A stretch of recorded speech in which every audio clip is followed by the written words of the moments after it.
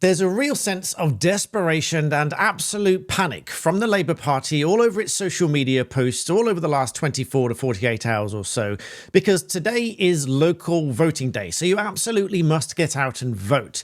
If you don't feel like voting, then just think about what decisions you would like to make in your local area, who would you like to make those decisions, and whether you'd like more of what this Labour Party has currently offered.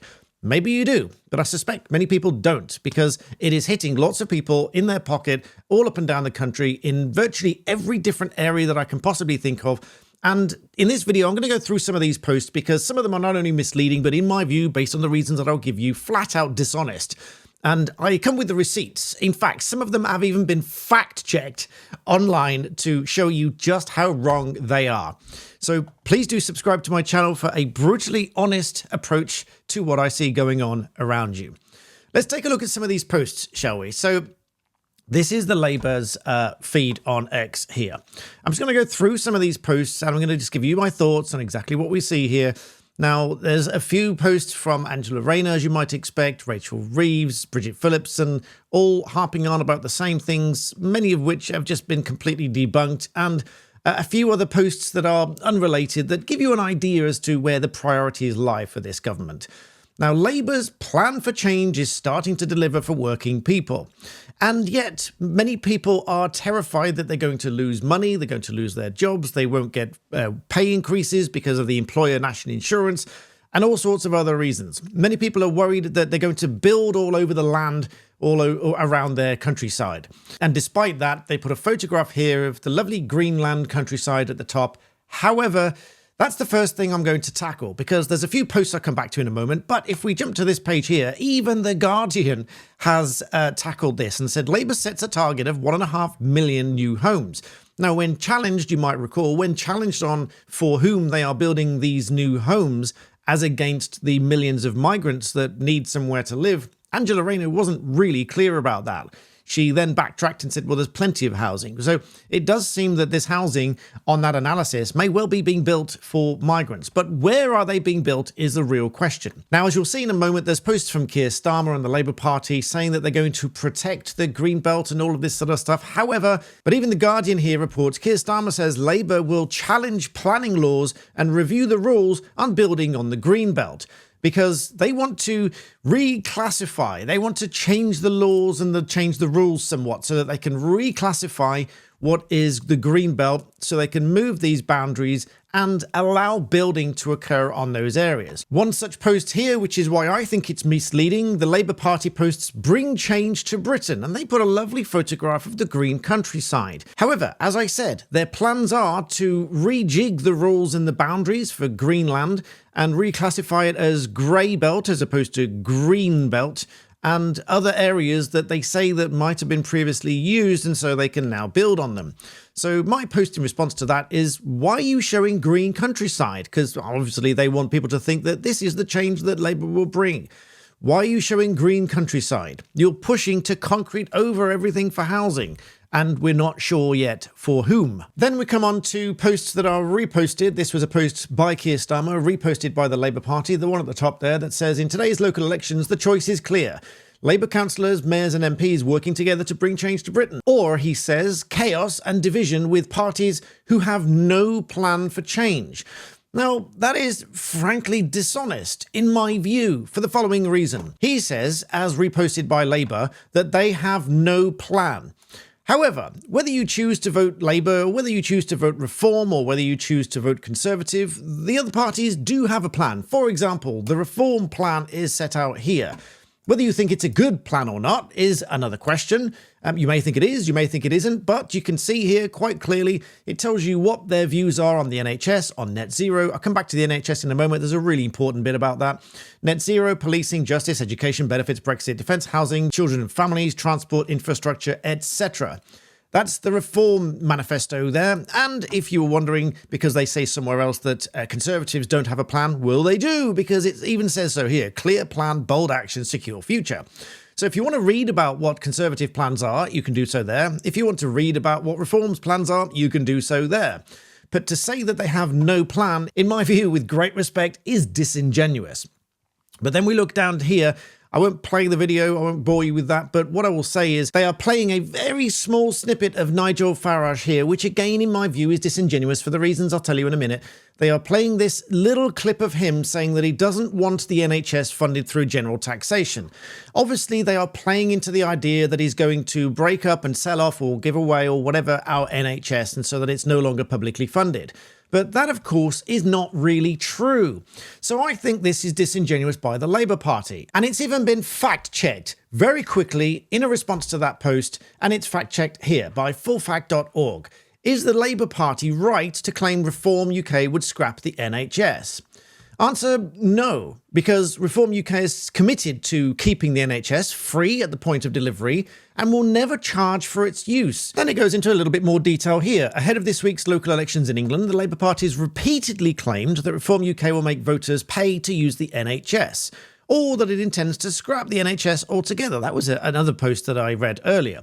Labour's also quoted specific prices that it suggested people would have to pay for healthcare under Reform government, such as £129 for a GP visit or nearly £11,000 to have an appendix removed. However, what Labour didn't say, and which is why I think it's disingenuous and bordering on flat-out dishonest, is that they haven't said that Nigel Farage has actually said that it will never charge people to use the NHS, which means these figures quoted by Labour are completely fictitious and made up. Now, many of you must have wondered, with so many news companies giving you different headlines with a subtly different spin on the same story, each of which having a different political bias, perhaps. Some of them are quite neutral, but some of them are definitively left-wing and some of them are right-wing.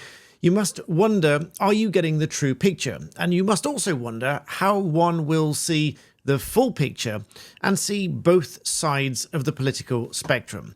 Now, that is where I use a service called Ground News, because when I want to get a good idea of what's really going on, I like to know that I'm looking at both the left and the right and the more neutral outlets. So I look at Ground News when there's a blow-up story to give me both perspectives. Take, for example, this story here. We have the counter-terrorism police investigating after 2 women were injured with a crossbow. Now, there are multiple different ways of looking at this, and different news outlets will focus on different aspects. Now, with Ground News, there's a biased comparison which gives you a contrast as to what the left-leaning outlets and what the right-leaning outlets will show you in their headlines, because if that's all you read, that's what you take away. And then in the rest of the story, it generally follows the headline. There might be a bit more detail, but you may not read much past the fold, as it were, the top of the page. So here we have left-leaning headlines, framed this crossbow attack as the counter-terror probe. They focused on the counter-terror police, subtly emphasising concerns about extremism, but not really leaning into the extreme nature of this attack.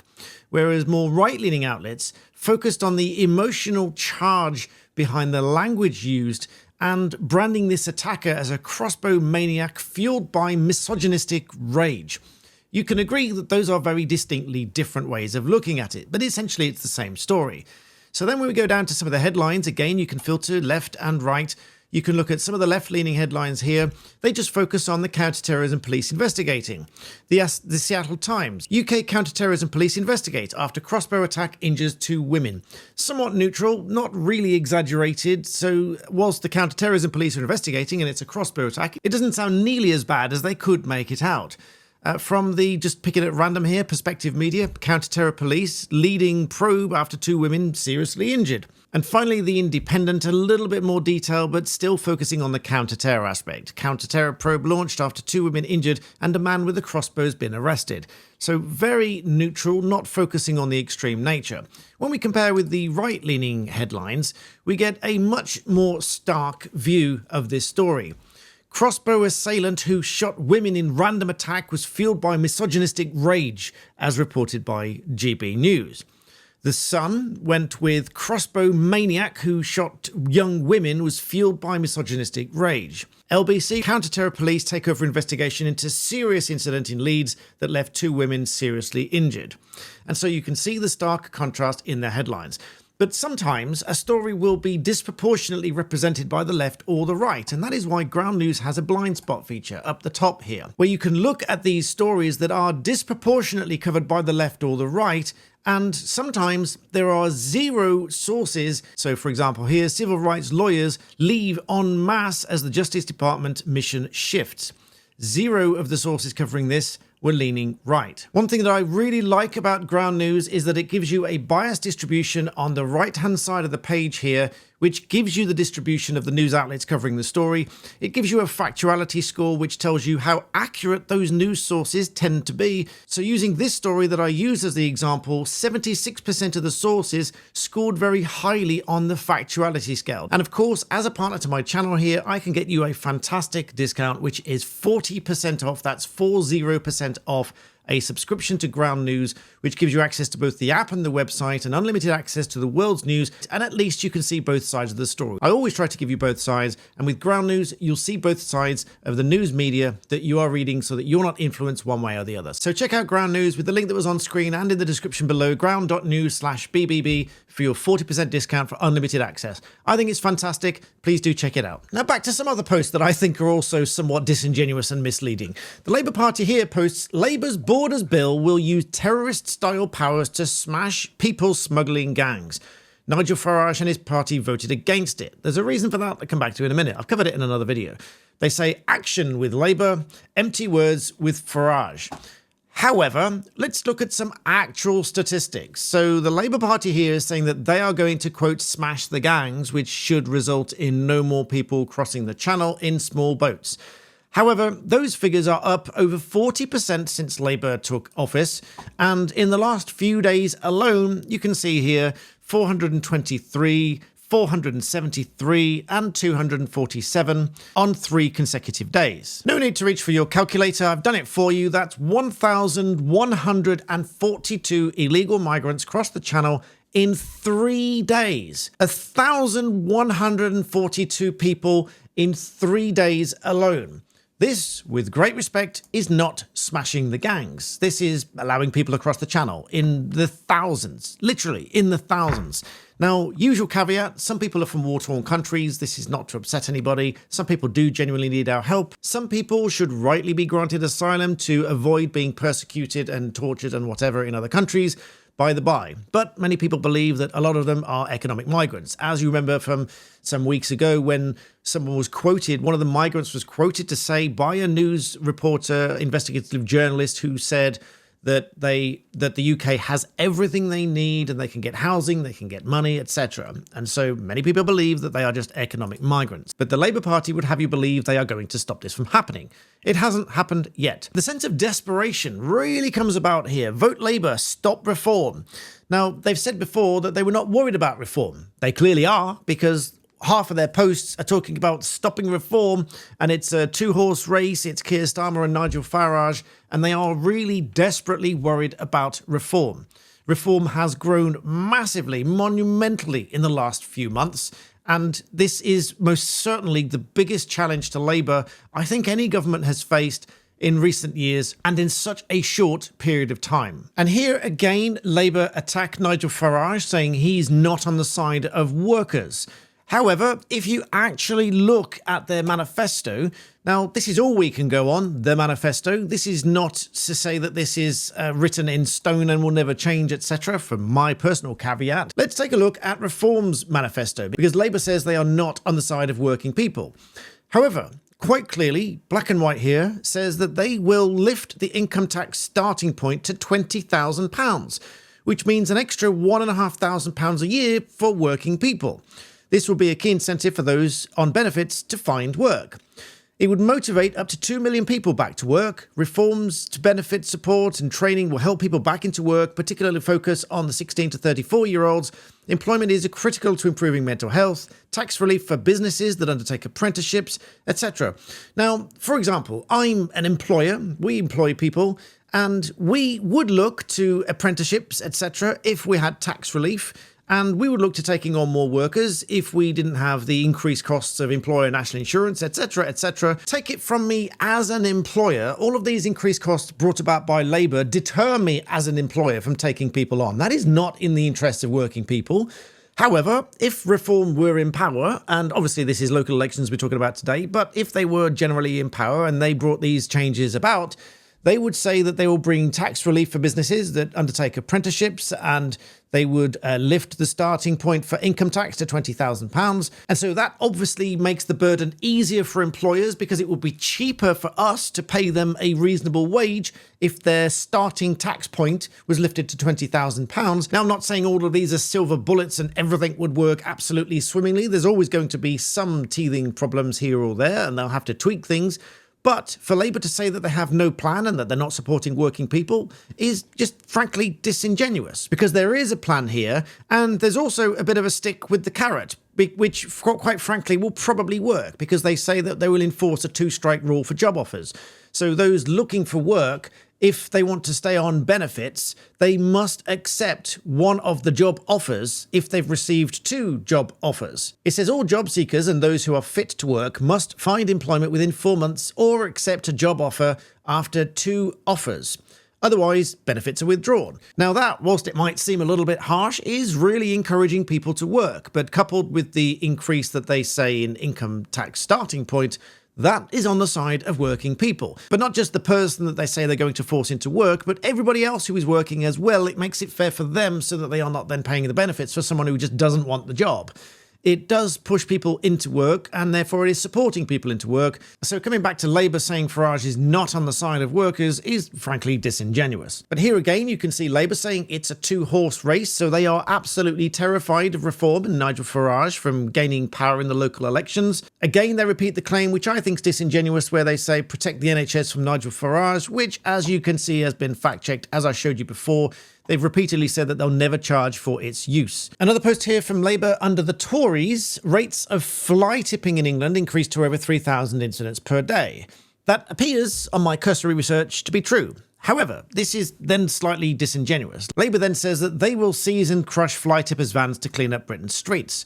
But this was already in law. This is nothing new. This is under Section 34B, which is the power to search and seize vehicles, where the enforcement authority has a reasonable belief that there's a relevant offence being committed under this section. And this is the Environmental Protection Act 1990. So that law is already in place. So it should be doing that anyway, as should have the Tories, but there may be other reasons for it, etc. But then on the subject of rubbish and cleaning the streets up, we have here, through the Labour government's plan for change, we're cracking down on cowboy waste operators, etc. But talking about cleaning up Britain's streets, what we do have is areas of the country, for example, Birmingham, which are quite literally rat-ridden because of the rubbish around the streets, because of all the strikes and the waste not being collected. We have here Tahir Ali, Member of Parliament representing Birmingham, spending, it would seem, most of his time talking about other countries, airports in other countries, recognising other countries, helping other countries, instead of sorting out his own constituency of Birmingham.